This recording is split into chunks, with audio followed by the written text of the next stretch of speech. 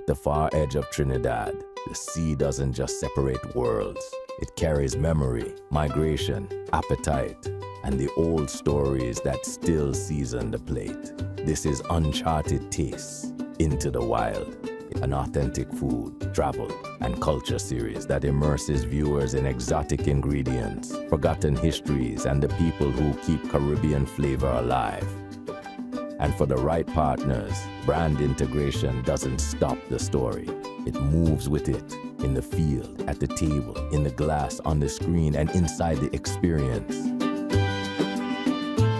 For our proof of concept, we traveled to Vista Dorado Estate in Moruga, Trinidad, following the trail from sea to land, from fire to table, where heritage rice, wild food, and old Caribbean memory become something you can taste. For our brand partners, the journey becomes something audiences can capture, share, navigate, and carry home. The dry season, all the animals come here because they're looking for water. Water is essential to life. And that is what we have also done at Vista Dorado. We have the water management that goes back to our hill rice. Our hill rice becomes food, and then the waste becomes pellet, which is fed to the fish, to the very caimans. In the old days, the Warao would have been hunting these animals with bows and arrows. Now we can raise these animals in a farmed methodology in the pond, and then we can sustainably harvest these animals to make exotic dishes. We're growing pimentos on the hillside.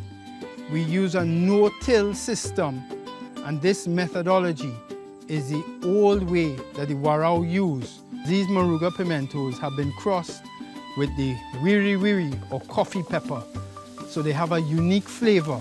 Wild foods, when you go into the wild, can be put onto your plate. That's what you're going to see when John cooks his amazing caiman and lionfish stew with Moruga hill rice.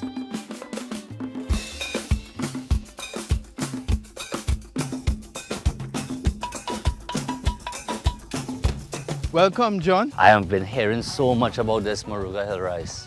You're going to taste history on a plate today because the Americans brought this rice in 1818, and they met the Warao, and the Warao helped them adapt to this forest in Moruga, and they thrived. And because they thrived, today we have the hill rice, the bene, the Warao corn. All those influences came together here in Moruga. I decided to put all those elements into the dish. Excellent, excellent. Almost like you predicted what I was going to do. Yeah. The lionfish I thought was a great fish, first of all, you know, Yeah. the influence it had on us in the Caribbean here in Trinidad, coming from Africa. Yeah. But this has sat in a kusume overnight, Wow. which is our ancient way of marinating and letting stuff sit. You mean like what you've done here? Correct. It sat down in this liquid overnight. Wow. We're about to rub him down with some of our own homemade infused oil, and then we're gonna grill him here and then finish him. My mouth is watering. Can't wait to bite into that. Right, so usually when we're doing our wild meats, we'd always use some Angostura, some 1990, you know, some good rum inside Oh, of yes. there, some a little Oh, dash yes. of bitters as well. This lionfish itself has a special kusume because I wanted to get in all the influences from all around. So there's a little bit of the Arab influence coming in. There's the East Indian curry coming into the sauce to make the risotto. Right, there's various techniques, smoke, which is the forest and the fire and the burning. Yes. Right, so we have everything coming into the dish and kind of melanging it into one pot. With local roots and global appeal, your brand belongs where flavor is made.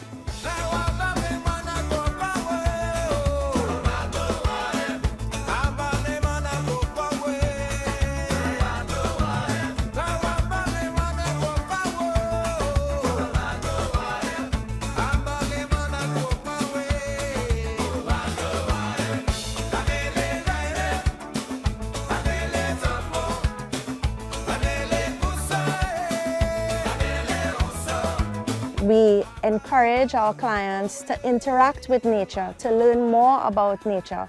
Here, when you listen quietly, you hear the birds, you hear different sounds, it's wind coming through the trees, and all these things are very calming to our soul, our spirit. the food that is grown here on the estate sustains our clients, sustains people, so it is a full sensory experience. Every journey should end this way, around a table, in conversation, with a story people can taste. So here we have our lionfish with our puffed maruga red rice on top, right? With our coconut curry risotto. The majority of our animal protein that we eat is imported. Unfortunately, I could not have afforded real local meat. Agouti, manikou, capybara. Because of the laws in Trinidad, it has prevented us using what we have. And it has made us very dependent on imported feed. Thank you so much for coming down today, cooking this amazing meal and educating us about how we can have amazing Trini food in the forest, right? Done to 5-star standards that show the world our history on a plate. Uncharted tastes, into the wild, integrated storytelling. Join us on this journey.